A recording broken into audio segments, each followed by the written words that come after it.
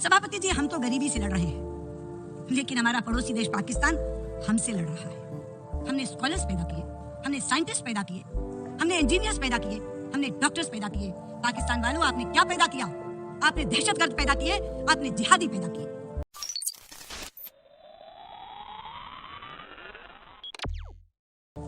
सभापति जी, हम तो गरीबी से लड़ रहे हैं, लेकिन हमारा पड़ोसी देश पाकिस्तान हमसे लड़ रहा है। परसों इसी मंच से बोलते हुए पाकिस्तान के वजीर आजम शाहिद खाकान अब्बासी ने भारत पर तरह तरह के इल्जाम लगाए। हमें स्टेट स्पॉन्सर्ड टेररिज्म फैलाने का गुनहगार भी बताया और मानवाधिकार उल्लंघन का आरोपी भी। जिस समय वो बोल रहे थे तो सुनने वाले कह रहे थे, लुक हु इज टॉकिंग। जो मुल्क हैवानियत की हदें पार करके सैकड़ों बेगुनाहों को मौत के घाट उतरवाता है, वो यहाँ खड़ा होकर हमें इंसानियत का सबक सिखा रहा था, हमें मानवाधिकार का पाठ पढ़ा रहा था। पाकिस्तान के वजीर आजम ने कहा कि मोहम्मद अली जिन्ना ने पाकिस्तान को शांति और दोस्ती की विदेश नीति विरासत में दी थी। मैं उन्हें याद दिलाना चाहूंगी कि मोहम्मद अली जिन्ना ने शांति और दोस्ती की नीति विरासत में दी या नहीं थी, ये तो इतिहास बहुत अच्छी तरह जानता है। लेकिन ये एक सच्चाई है कि प्रधानमंत्री मोदी ने शांति और दोस्ती की नीयत जरूर दिखाई थी। उन्होंने सारे रुकावटों को पार करते हुए दोस्ती का हाथ आगे बढ़ाया, किंतु कहानी बदरंग किसने की, अब्बासी साहब, इसका जवाब आपको देना है, मुझे नहीं। वो यहाँ खड़े होकर संयुक्त राष्ट्र के पुराने प्रस्तावों की बात भी कर रहे थे, पर क्या उन्हें याद नहीं कि शिमला समझौते और लाहौर डिक्लेरेशन के अंतर्गत हम दोनों देशों ने यह निर्णय किया है कि हम आपसी मसलों को इकट्ठे बैठ करके हल करेंगे, किसी तीसरे की मध्यस्थता स्वीकार नहीं करेंगे। सभापति जी, सच्चाई तो यह कि पाकिस्तान के सियासतदानों को याद तो सब कुछ है, लेकिन अपनी सुविधा के कारण वो उसे भूल जाने का नाटक करते हैं। पाकिस्तान के वजीर आजम ने कॉम्प्रिहेंसिव डायलॉग की बात भी की।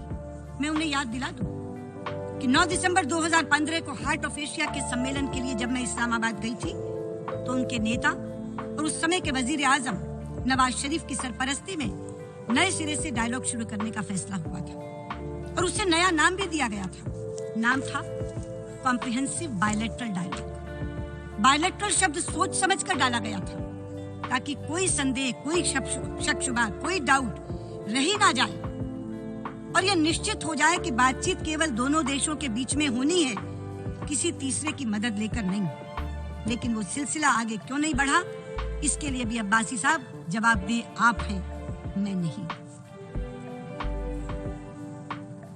सभापति जी, आज इस मंच से मैं पाकिस्तान के सियासतदानों से एक सवाल पूछना चाहता हूँ कि क्या कभी आपने इकट्ठे बैठकर ये सोचा है कि भारत और पाकिस्तान साथ साथ आजाद हुए थे, लेकिन आज भारत की पहचान दुनिया भर में एक आईटी के सुपर पावर के रूप में बनी है और पाकिस्तान की पहचान एक दहशतगर्द मुल्क, एक आतंकवादी देश के रूप में बनी है।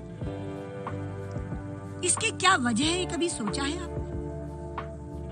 एक ही वजह है कि भारत ने पाकिस्तान के द्वारा दी गई आतंकवाद की चुनौतियों का सामना करते हुए भी अपने घरेलू विकास को कभी थमने नहीं दिया। 70 वर्ष के दौरान अनेक दलों की सरकारें आईं, लेकिन हर सरकार ने विकास की गति को जारी रखा। सभापति जी, हमने आईआईटीज बनाए, इंडियन इंस्टीट्यूट ऑफ टेक्नोलॉजी, हमने आईएम्स बनाए, इंडियन इंस्टीट्यूट ऑफ मैनेजमेंट, हमने एम्स जैसे अस्पताल बनाए, all India institute of medical sciences, हमने अंतरिक्ष के क्षेत्र में विश्व प्रसिद्ध संस्थान बनाए। और पाकिस्तान वालों, आपने क्या बनाया? आपने लश्कर तैयबा बनाया, आपने जैश-ए मोहम्मद बनाया, आपने हक्कानी नेटवर्क बनाया, आपने हिजबुल मुजाहिदीन बनाया, आपने आतंकवादी ठिकाने बनाए, आपने टेररिस्ट कैंप्स बनाए। सभापति जी, हमने स्कॉलर्स पैदा किए, हमने साइंटिस्ट पैदा किए, हमने इंजीनियर्स पैदा किए, हमने डॉक्टर्स पैदा किए। पाकिस्तान वालों, आपने क्या पैदा किया? आपने दहशतगर्द पैदा किए, आपने जिहादी पैदा किए। और आप जानते हैं कि डॉक्टर्स मरते हुए लोगों की जिंदगी बचाते हैं और जिहादी जिंदा लोगों को मार डालते हैं। और आपका जिहादी संगठन केवल भारत के लोगों को नहीं मार रहा, वो हमारे पड़ोसी देश अफगानिस्तान और बांग्लादेश के लोगों को भी मार रहा है, वो भी उनकी गिरफ्त में है। सभापति जी, यूएनजीए के इतिहास में ये पहली बार हुआ है कि किसी देश ने शाम को राइट टू रिप्लाई मांगा हो और एक साथ उसे 3-3 लोगों को स्पष्टीकरण देना पड़ा हो, 3-3 देशों को जवाब देना पड़ा हो। ये अकेला तथ्य पाकिस्तान की करतूत को दर्शाता है।